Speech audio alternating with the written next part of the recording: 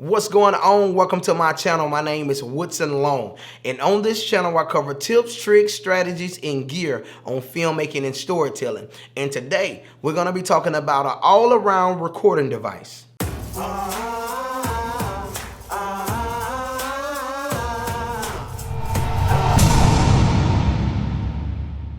Of course, in filmmaking, we want our visuals to be beautiful and we want our camera movement to be smooth and buttery. But when connecting the dots and adding pieces to the puzzle, we cannot overlook audio. A majority of onboard microphones that's on cameras are horrible. It doesn't make any sense to invest $1,000 in a camera and you won't invest in some clean audio. And I understand the saying, you get what you pay for, but there are some very affordable options when it comes to audio. And one of those options are the Zoom H1 hand recorder. This thing is small, but it releases some high quality audio. On the front, it has a small little LCD screen. Right up under that, it has a record button. This is to stop and start your records. Right above that, it has a record and peak light. This indicates that your audio is clipping. On the top of the recorder, you have two little microphones to capture your audio. The left side of the Zoom H1 has a line connection. This allows you to connect headphones to listen to your playback in your voice. The volume button to increase and decrease the volume of your headphones. And below that, we have a little small door. This is to store your audio, and it takes the micro SD cards. So as you record, this allows you to store your audio on these micro SD cards. On the right side, this is your line in. This allows you to connect a external microphone. Next to that, you have your input levels. This allows you to turn your external microphone up or down. You have your fast forward button, your play and pause button, and your rewind button.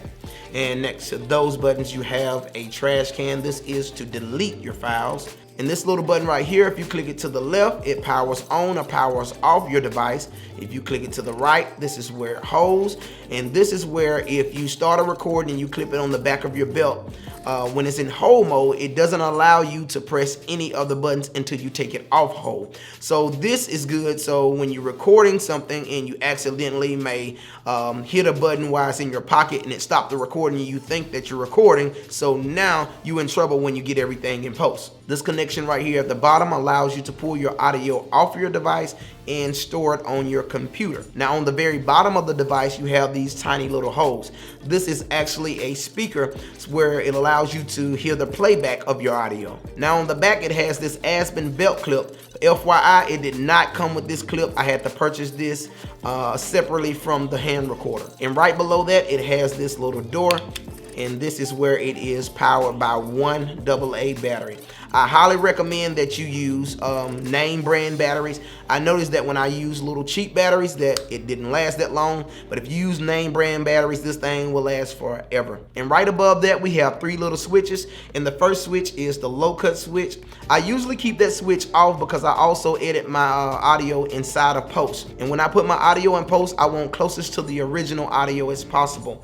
The second switch is the auto level. I also keep that off because what happens when you have it on auto level, if you have a spot where you stop talking, this thing will raise the volume up to try to hear something. And when you speak, this thing is going to sound like you're yelling in the mic. So I usually keep my auto levels off so that way I'm consistent with my volume the whole time.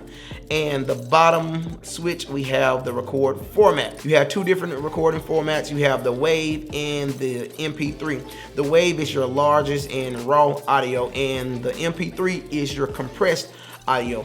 You can last a lot longer and record more audio with the MP3 because it's compressed. So I usually keep that on MP3 because MP3, the audio is very crispy at the same time, and I also do some small little adjustments in post with my audio. But the Zoom H1 can be used for multiple purposes.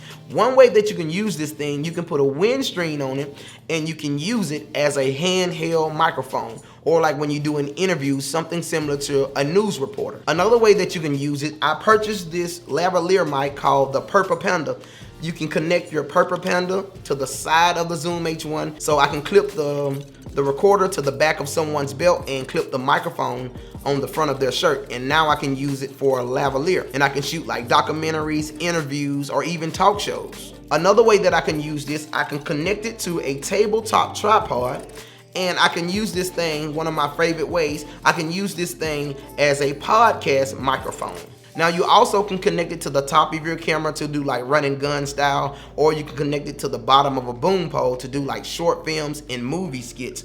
But I don't use it in that way for the simple fact I have a shotgun mic. Now if you do not have a microphone, or you're only using the onboard microphone on your camera, I highly recommend the Zoom H1 hand recorder. And even though I have the shotgun mic is limited to multiple areas, but with this Zoom H1 I can record audio in multiple areas. So I highly recommend the Zoom H1 if you want to up your quality on audio. Whether that is it for this video, my friends, smash that like button, hit that subscribe button to get my upcoming videos. Until next time, my good people.